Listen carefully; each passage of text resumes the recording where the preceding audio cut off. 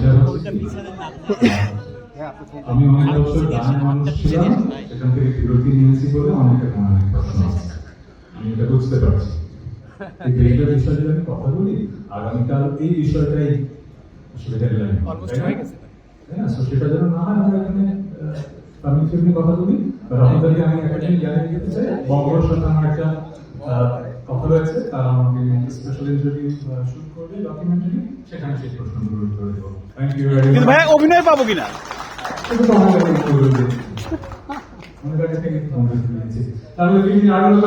ভাই আপনার হাতের কাছে দাঁড়িয়ে আছি, সেটি হচ্ছে ফ্যামিলি ফিউডে যে প্রোগ্রামগুলো দেখা হয়, যেগুলো পর্ব দেখা হচ্ছে, এখানে বিশেষ ঘটনাগুলো তুলে ধরেন, পরিবারের যে ঘটনাগুলো আসে। এমন কোনো ঘটনা ছিল যেটা আপনাকে ছুঁয়ে গেছে, আপনার জীবনের সাথে মিলে গেছে? এমন কোনো ঘটনা ছুঁয়ে গেছে? আমরা যেহেতু খুব লাইট হার্টেড গল্প করি, সিরিয়াস গল্প কিন্তু আমরা করি না। সো লাইট হার্টেড অনেক গল্প আমার মন ছুঁয়ে গেছে।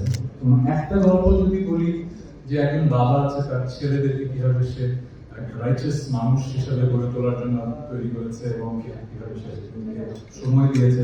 তো বাবা হিসেবে সেই রোল মডেলটা আমার খুব ভালো লেগেছে, কিন্তু ছেলেদের নিয়ে এসেছিলেন।